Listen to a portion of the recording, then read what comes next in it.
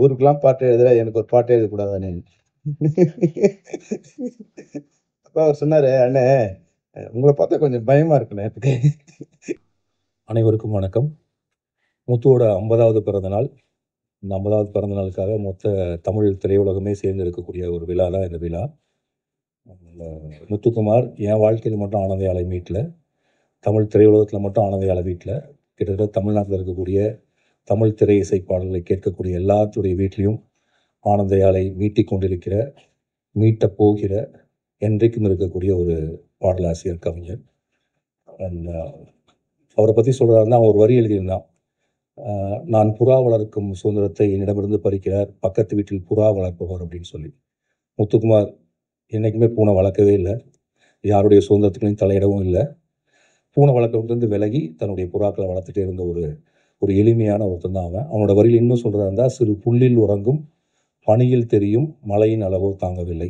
முத்துக்குமார் ஒரு பெரிய மேமலை தான், ஆனால் எப்போதுமே ஒரு பனித்துளி மாதிரி தன்னை காட்டிக்குவா. அப்படி வெரி சிம்பிள், ரொம்ப ரொம்ப எளிமையான ஒருத்தர். இண்டஸ்ட்ரியில் வந்து எனக்கு விஜய்க்குன்னு எத்தனையோ பேர்த்துக்கு நண்பர், நிறைய பேர்த்தை அறிமுகப்படுத்தி வச்சவர். ஏன்னா அஜயன் பாலாட்டை அறிமுகப்படுத்தி வச்சது, பாலு மகேந்திராட்ட அறிமுகப்படுத்தி வச்சது, யுவன் சங்கராஜ் அறிமுகப்படுத்தி வச்சது. இன்னும் சொல்லப்போனால் நான் முதல் படம் எடுப்பதற்கு காரணமாக இருந்தது முத்து. முத்துவை பற்றி பேசாமல் என்னைக்கு ஒரு பாட்டு எழுத போனாலும், அந்த பாட்டில் முதல் யார் கூட எழுத போனாலும் அந்த பாடலாசிரியர் நம்மள்ட்ட முத்துக்குமாரை பற்றி பேசிட்டு தான் பேச தொடங்குவாங்க. யுவனோட எப்போ கம்போசிங்கில் உட்காந்தாலும் முத்துக்குமாரோட பேச்சு வந்துடும். ஏஎல் விஜய் பார்க்குறப்பெல்லாம் முத்துக்குமாரோட பேச்சு இருக்கும். முத்துக்குமார் போனதற்கு பிறகும் முத்துக்குமாருடைய நண்பர்கள் என்னுடைய நண்பர்களாக இருந்துகிட்டே இருக்காங்க. அண்ட் இந்த விழா முத்துக்குமாரை தமிழகம் முழுக்க கொண்டாட போகிற ஒரு விழா. முத்துக்குமாரினுடைய சாதனையை, முத்துக்குமாரனுடைய வரிகளை என்றைக்கும் தமிழகத்தில் நிலைத்திருக்குமாறு செய்யக்கூடிய விழா.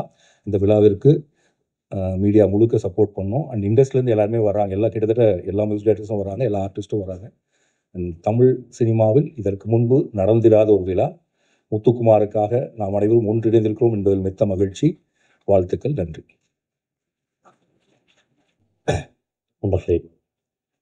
நகுலனுடைய ஒரு புகழ்பெற்ற வரி உண்டு. இருப்பதற்காகத்தான் வருகிறோம், ஆனால் இல்லாமல் போகிறோம் என்று. வாழ்வை என்றைக்கு திரும்பி பார்த்தாலும் இந்த 2 வரிகள் நம்முடைய மூளையை பிராண்டி கொண்டே இருப்பதை நான் பல இரவுகளில் உணர்ந்திருக்கிறேன். ஒரு 10 ஆண்டுகளுக்கு முன்பு நம்மை விட்டு முத்துக்குமார் பிரிந்து போனாலும் கூட, இன்றைக்கு இவ்வளவு பேருடைய நினைவுகளில் ஒரு மனிதன் இருப்பது என்பது மட்டும்தான் வரலாறு என்று நான் நினைக்கிறேன். ஏனென்றால் ஒரு வாரத்துக்கு முன்னாடி இறந்து போனவர்கள், 2 நாட்களுக்கு முன்னால் இறந்து போனவர்களை கூட மனிதர்கள் நினைவில் வைத்துக் கொள்வதில்லை. ஒரு குடும்பம் மட்டும் அவர்களை நினைவில் வைத்து கொண்டிருக்கும், அல்லது அவர்களுக்காக திதி கொடுப்பார்கள், அல்லது ஆண்டு விழாவை கொண்டாடுவார்கள்.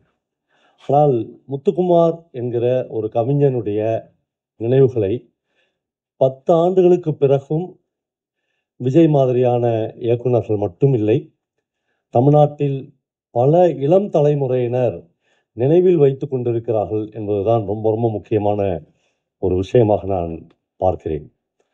என்னுடைய நண்பன் ராம் சொன்னது மாதிரி, முத்துக்குமார் மிக மிக எளிமையான ஒரு கவிஞனாக, எப்போனாலும் யார் வேணாலும் கூப்பிட்டா அப்படி கைப்பிடிச்சி கூட்டின்னு போயிடலாம். அப்படி ஒரு வாழ்நிலையை முத்துக்குமார் கடைசி வரையிலும் நம்மோடு வாழ்ந்து காட்டி விட்டு போகிறார். கடைசி வரையிலும் அவனுக்கு ஒரு பெரிய போராட்டம் இருந்து கொண்டே இருந்தது. ஒருவேளை ஒரு கவிஞனாகவும் இருக்கிற லிங்குசாமி மாதிரியானவர்களுக்கு அது தெரியும். தான் கவிஞனா அல்லது மிகச்சிறந்த பாடலாசிரியனா என்கிற ஒரு போராட்டம் முத்துக்குமாருக்குள்ளே இருந்து கொண்டே இருந்தது. இந்த லாஸ்ட் மூமெண்ட் வரலும் அது ஒரு பெரிய போராட்டமாக இருந்தது. ஏன்னா முத்துக்குமாருக்கு கவிதைகளை விடவும் மிக பிரமாதமாக பாடல் எழுத வந்த ஒரு தருணத்தில், அப்படி என்றால் நான் எழுதின கவிதைகள் என்கிற ஒரு பெரிய கேள்வி இருந்தது. அப்படி 2 குதிரைகளிலும் ஒரே நேரத்தில் பயணம் செய்தவன். அப்புறம் பல பேருக்கு தெரியாத ஒரு விஷயம் என்று நான் கருதுவது, எனக்கு தெரிந்து தமிழ் திரைப்பட உலகில் அல்லது தமிழ் பாடலாசிரியர்களில் முத்துக்குமார் அளவுக்கு தொடர்ச்சியாக வாசித்து கொண்டிருந்த ஒரு தீவிரமான வாசிப்பாளனை நான் பார்த்ததே இல்லை. நீங்கள் எவ்வளவு பெரிய புத்தகத்தை முத்துக்குமாரிடம் கொடுத்தாலும் 2 நாளைக்குள்ளாக அந்த புத்தகத்தை முழுக்க வாசித்து முடிப்பார். அதுதான் முத்துக்குமாருடைய கரண்ட் படைப்பூக்கத்திற்கு மிக காரணமாக இருந்தது. வார்த்தைகள் வந்து அவன் வந்து எதுக்காகவும் ஏங்கி நிற்க வேண்டிய அவசியமே இருக்காது. ஏன்னா சங்க இலக்கியத்திலிருந்து நவீனமாக எழுதுகிற ஒரு கவிஞன் வரையிலும் முத்துக்குமார் தொடர் வாசிப்பில் இருந்ததுதான். அப்புறம் ஒருபோதும் முத்துக்குமார் நான் இவ்வளோ புத்தகங்களை வாசிக்கிறேன், நான் வந்து கரண்ட்டாக மாடர்ன் லிட்ரேச்சரில் எனக்கு இவ்வளோ பேரை தெரியும் என்று ஒரு நாளும் வெளியிலோ ஒரு பொது நிகழ்ச்சியிலோ சொல்லிக் கொண்டதே இல்லை. தொடர்ச்சியாக வாசித்து கொண்டே இருப்பார். நான் முத்துக்குமார் இறந்த பிறகு ஒரு ஒரு வீடியோ போட்டேன். அந்த வீடியோவில் நான் ஒரு விஷயத்தை சொல்லியிருப்பேன். என்னென்னா, முத்துக்குமாருக்கு 1.5 வயது இருக்கும்போது அவன் தன்னுடைய அம்மாவை இழக்கிறான். அந்த நிகழ்ச்சியை எங்கள் வீட்டில் என் பெட்ரூமில் உட்காந்துனேன், என் மடி மேலே படுத்துக்கணும் முத்துக்குமார் சொன்னேன்.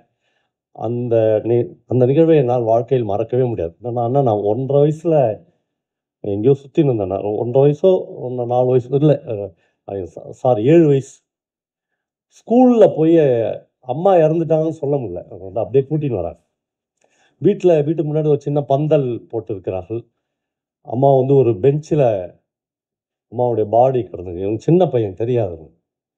இவன் அழுதுருவான் என்பதற்காக பக்கத்தில் இருக்கிற ஒரு டிராக்டரில் போன கரும்பை உடைச்சி முத்துக்குமாருக்கு கொடுக்குறாங்க. அவன் சொன்னான், அன்றைக்கி தான் நான் முதலும் கடைசியுமா நான் கரும்பு சாப்பிட்டது. நான் கரும்பை என் வாழ்க்கையில் நான் சாப்பிட்டதே இல்லை. கரும்பு சாப்பிடும் போதெல்லாம் எங்கள் அம்மா டெட் பாடியில் படுத்துன்னு இருந்த நினைவுகள் என்னை வந்து பொறுத்தவங்க. நான் கரும்பு சாப்பிட்டவே மாட்டேன். என் அம்மாவுடைய மரணத்தின் கசப்பை நான் விழுங்க வேண்டும் என்பதற்காக எனக்கு கரும்பு கொடுத்தார்கள் அப்படின்னு. அப்புறம் ஒரு ஒரு ஒரு பெஸ்ட் ரைட்டர், ஒரு டெக்ஸ்ட், ஒரு உரைநடையிலையும் நீங்கள் வந்து முத்துக்குமார் எழுதின அணிலாடும் ஒன்றில் அந்த மாதிரியான டெக்ஸ்ட்டுகளை படித்தால் ஒரு மிகப்பெரிய ப்ரோஸ் ரைட்டருக்கு நிகரான எழுத்துக்களும் முத்துக்குமார் இருந்தது. இப்படி பல பேரை தமிழ் சமூகம் தவற விட்டுவிடும். ஆனால் இந்த நண்பர்கள், குறிப்பாக விஜய் மாதிரி, தனஞ்சய சார் மாதிரியான நண்பர்கள் 11 வருடங்கள் ஆன பிறகும் கூட அந்த நினைவுகளை அப்படியே சிந்தி விடாமல் அதை தமிழ் சமூகத்துக்கு கொண்டு போய் ஏதோ ஒரு வகையில் சேர்க்க வேண்டும் என்று நினைக்கிறார்கள். ஒரு வகையில் முத்துக்குமார் குடும்பம் வந்து எனக்கு இன்னைக்கு வரையிலும் அந்த குடும்பத்தோடு இந்த மேடையில் பேசுகிற இந்த நிமிஷம் வரையிலும் முத்துக்குமாருடைய மனைவியோடு அந்த குழந்தைகளோடு எனக்கு இன்னமும் தொடர்பு இருக்கிறது. நான் எப்பயும் அவங்களோட பேசுனுங்க. அவனை மாதிரி அவனுடைய பையனை நேசித்த ஒரு மனுஷன் நான் பார்த்ததே இல்லை. நான் சொல்லியிருக்கேன் பல, இவ்வளோ பிரியமாக இருக்காதரா, இவ்வளவு வச்சுருக்காது. ஆனால் உனக்கு என்னென்ன தெரியும், நான் எங்கள் வீட்டுக்கெலாம் அவங்க பையன் வந்தானே சின்ன வயசில் செல்ஃபோன் எடுத்து சாம்பாரில் போட்டுருவாங்க, கொதிக்கிற சாம்பாரில். நாங்களாம் துடிச்சிருவோம். அவன் முத்துக்குமார் சொல்கிறேன், என்ன புள்ளன்னா அப்படி தானே இருக்கும், புள்ளன்னா சாம்பார்லாம் போடும், அப்படின்னா வேறு செல்ஃபோன் வாங்கிக்கலாம் விடு அப்படின்னு சொல்லுவான். குழந்தை மீது அவ்வளோ பிரியத்தை கொட்டி வைத்திருந்தான். அந்த குழந்தைகள்லாம் அப்பா இல்லாமலேயே வளர்ந்த ஒரு சூழல் இருக்கிறது. கரும்பு சாப்பிடாமல் முத்துக்குமார் வாழ்ந்திருக்கிறார். ராம் வந்து எனக்கு அஜயன் பாலாவை அப்படி நிறைய பேரை முத்துக்குமார் தான் அறிமுகப்படுத்தி, ராமை எனக்கு அறிமுகப்படுத்தி வச்சது முத்துக்குமார் தான் முதல். ஆனால் ராம் சுப்பு அப்படின்னு என்னுடைய ஃப்ரெண்ட் ஒருத்தர் வருவானா பைக்கில், அவனே சட்டி பானைலாம் எடுத்துன்னு வந்துடுவாங்க, அவங்களே சமைச்சு சாப்பிட்டுக்குவாங்க. நீங்கள் தங்கிறது கூட இடம் வேணாம், நீங்கள் அவங்கள பார்த்துங்கன்னா என்று முதல் திருவண்ணாமலைக்கு ராமை அனுப்பி வைத்தவர். நிறைய பேரை சினிமாவிலும் சினிமாவுக்கு வெளியிலேயும் இலக்கியத்திலேயும் தொடர்ந்து ஒரு தொடர்பு பாலமாக முத்துக்குமார் என்கிற அந்த எளிய கவிஞன் இருந்திருக்கிறார். அவருக்கு இவ்வளவு பெரிய ஒரு 50வது ஆண்டு விழாவை தமிழ் திரைப்பட உலகமே சேர்ந்தும் தமிழ் இலக்கிய உலகமே சேர்ந்தும் கொண்டாட போகிறோம். என்ன கேக் வெட்டுறதுக்கு நம்மோட அன்னைக்கு முத்துக்குமார் இருக்க மாட்டான் என்பதுதான் தாங்க முடியாத துயரமாக இருக்கிறது. நன்றி. நன்றி சார். அடுத்து நான் பேச அழைக்கிறோம். அனைவருக்கும் மாலை வணக்கம். முத்துக்குமார் எல்லாருக்கும் வந்து பாடலாசிரியரா இல்லை கவிஞரா பல்வேறு உருவங்களை தெரியும். எனக்கு முத்துக்குமார் வந்து அவர் எல்லாருக்கும் தெரிவதற்கு முன்னாடியே எனக்கு தெரியும்.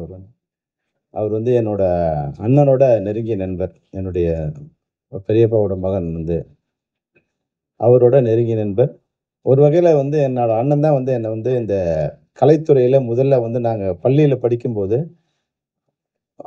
6வது 7வது படிக்கும்போதே வந்து நாங்கள் வந்து ஒரு மாத இதழ் ஒன்று நடத்துவோம். அதாவது கையெழுத்து பிரதியா வந்து மாதம் மாதம் பாலம்னு ஒரு பத்திரிகை நடத்தும்.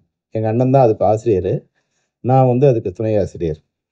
துணை ஆசிரியர்னா வந்து அவர் எழுதுறத எழுதி கொடுக்கணும். வீடு வீடா கொண்டு போய் கொடுத்து இன்னைக்கு ஒருத்தர், நாளைக்கு ஒருத்தர் அத மாத்தி மாத்தி கொடுக்கணும். அப்போ நான் வந்து துணை ஆசிரியர்ன்னு போட்டா தான் அந்த வேலைய நான் செய்வேன்னு எங்க அண்ணன் அத வந்து என்ன துணை ஆசிரியர்ன்னு போட்டு அது பாலம்னு ஒரு நான் 6வது வயசு படிக்கும்போது 6ஆம் கிளாஸ் படிக்கும்போது நான் அந்த பாலம் பத்திரிகைக்கு நான் துணை ஆசிரியர்.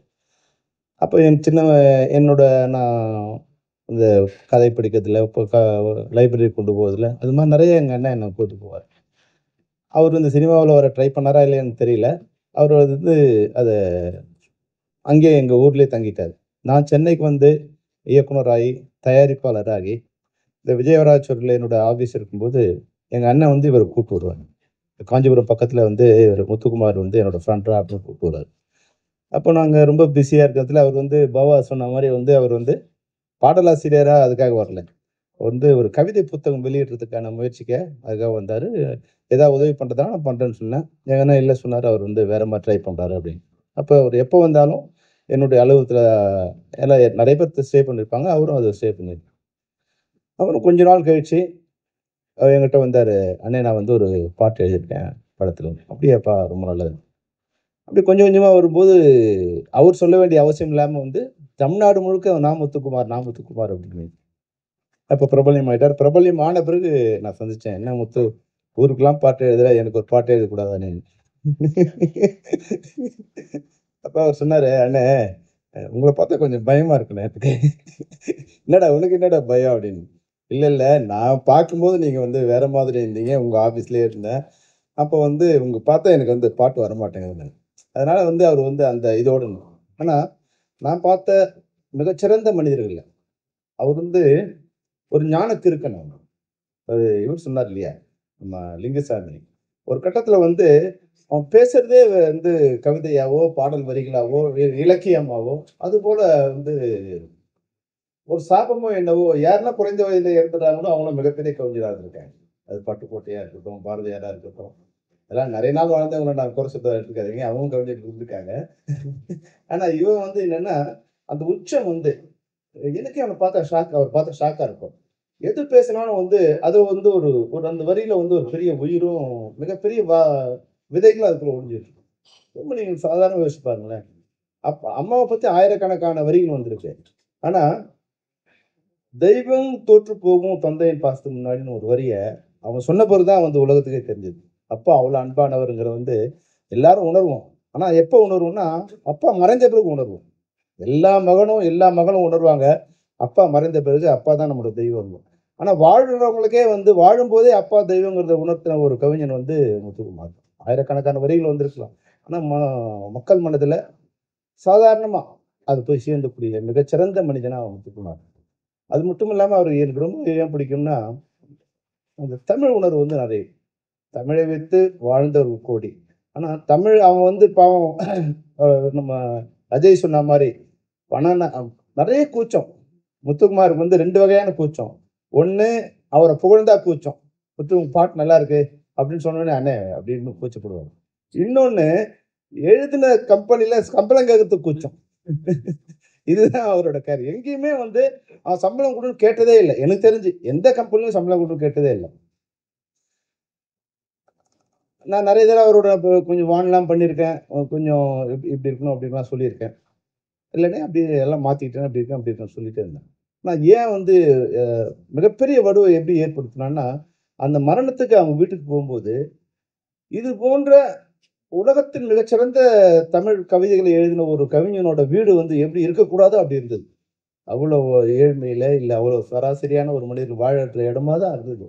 இவ்வளோ பெரிய கவிதைகள எழுதினவன் வந்து நிச்சயமா நான் நினைச்சேன் ஒரு பெரிய வீட்ல இருப்பான். அப்படிதான் நான் நினைச்சேன். அவன் மரணத்துக்கு அப்புறம் தான் நான் அவன் வீட்டுக்கு போறேன். அப்பயும் எனக்கு வந்து ஒரு சின்ன ஒரு கில்ட்டி வந்தது. என்னடா நம்ம ஊர்க்காரன், நம்மளோட பழகுனவன், இது இவ்வளோ இதுவா இருக்கணும். ஏதாவது ஒரு வகையில வந்து நம்ம ஒரு அவன் நினைவே போற்றணும். அது மட்டும் இல்லாம நம்மளுடைய சகோதரனோ, நம்மளுடைய நண்பனோ, இந்த குடும்பம் வந்து ஒரு குறைந்தபட்ச பொருளாதாரத்துல, நாளைக்கு முத்துக்குமாரோட ஃபேமிலின்னு சொல்லும்போது, அந்த கவிதைக்கு எவ்வளவு மரியாதை இருக்கோ, எவ்வளவு வேல்யூ இருக்கோ, அதே அந்த குடும்பத்துக்கும் இருக்கணும் அப்படின்னு நினைச்சு தான் வந்து நாங்க உடனே வந்து நிகழ்ச்சிக்கு ஒரு ஏற்பாடு பண்ணோம். அன்னைக்கு நீங்க நம்ப மாட்டீங்க. தமிழ்நாட்டில் இருக்கிற தமிழ் திரைப்படங்களோட மொத்த இயக்குனரும் வந்துட்டாங்க. அவ்வளோ படம் பாவம் பாட்டு எழுதினாங்களோ, பாட்டு எழுதியோ ஒர்க் பண்ணாங்களோ அதெல்லாம் இல்லை. எங்களுடைய இயக்குனர் சங்க அலுவலகம் வந்து அப்படி நிரம்பிடுச்சு. ஏறக்குறைய 100லேருந்து 150 இயக்குனர்கள் ரவுண்டில் உட்காந்து என்ன பண்ணலாம் உடனே பண்ணலாம். சில நேரங்களில் வந்து என்ன ஆகும்னா, உணர்ச்சி வந்து திசை திருப்பி. அப்போ அந்த நிகழ்ச்சி வந்து அவரோட சகோதரர் வந்து பேசிகிட்டே இருக்கும்போது நம்ம சொன்னோம், இது மாதிரி அந்த குடும்பத்துக்கு ஏதாவது பண்ணணும்னு சொல்லும்போது டக்குன்னு அவர் என்ன பண்ணிட்டார், அல்ல அப்படிலாம் நீங்கள் எல்லாம் உங்களுக்கு காப்பாற்ற வேண்டியதில்லை அப்படின்னு சொன்னோடனே கொஞ்சம் மற்ற இயக்குநர்களுக்கு வந்து கொஞ்சம் ஒரு சின்ன ஒரு ஹர்ட் ஆயிடுச்சு. நம்ம ஏதோ வந்து அதனால இப்போ நம்ம எடுத்து பணத்துக்காக அதை பண்ணுற மாதிரி ஆயிடுச்சுங்கிற மாதிரி அது வந்து அப்படியே கரைஞ்சி போச்சு. ஆனால் மிகப்பெரிய சந்தோஷம் என்னென்னா, சிலதெல்லாம் வந்து அந்த எமோஷனல் அந்த நேரத்தில் இருக்கும். அவங்களோட மரணம் வந்து நம்மளுடைய பாதிக்கிற வரைக்கும் இருந்துட்டு இருக்கும். அது காளான் செடி மாதிரி இன்னைக்கு முளைக்கும், நாளைக்கு இறந்து போயிடும். ஆனால் இவன் வந்து மனசில் 10 வருஷம் ஆன பிறகு கூட இன்னைக்கு வந்து முத்துக்குமாருக்காக ஒரு நிகழ்ச்சி பண்ணணும்னு சொல்லும்போது, தமிழ் திரைப்படத்தில் இருக்கிற அனைத்து மியூசிக் டைரக்டர்களும், அனைத்து இயக்குனர்களும் அவங்களாம் ஒன்று சேர்ந்து நாங்கள்லாம் தயாராக இருக்கோம்னு சொல்கிறதே அவனோட வெற்றி. அதுதான் முத்துக்குமாரோட வெற்றி. அந்த அவனோட எழுத்துக்கும், அவனோட நடத்தைக்கும், அவனோட நட்புக்கும், அவன் பண்ண உதவிக்கும் வந்து முத்துக்குமாரோட வெற்றியே இதுதான். அது மட்டும் இல்லாமல் தமிழ் ஆர்வலம், தமிழ் இனத்துக்காக, ஈழ போராட்டத்துக்காக அவர் பண்ண உதவிகள், அவருக்கு அதுக்கு அதில் ட்ராவல் பண்ணவங்களுக்கு அவர் பண்ண பண உதவிகள். இதை அஜய் சொன்ன மாதிரி ஒன்லி அசிஸ்டன்ட் டைரக்டருக்கோ அது மாதிரி மட்டும் இல்லாமல், ஈழத்தமிழ் போராட்டத்தில் கலந்துக்கிட்ட நிறைய பேருக்கு வந்து பண உதவியும், பொருள் உதவியும், மாரலான உதவியும், வேற என்ன மாதிரிலாம் உதவியெல்லாம் பண்ண முடியும், அதுவும் நேரடியாகவும் மறைமுகமாகவும் பண்ணதில் மிகச்சிறந்த மனிதன் வந்து முத்துக்குமார். அந்த வகையில் எங்களுக்கெல்லாம் வந்து ஒரு நன்றி கடன் அதுதான். முத்துக்குமாருக்கு நாங்கள் இந்த நிகழ்ச்சியை சிறப்பாக செய்ய வேண்டியது எங்களுடைய நன்றி கடன். அவருக்காக நாங்கள் எதுவும் பண்ணல. நாங்கள் பட்ட கடனுக்கான நன்றி கடன் நாங்கள் திருப்பி சொல்கிறது தான் நான் நினைக்கிறேன்.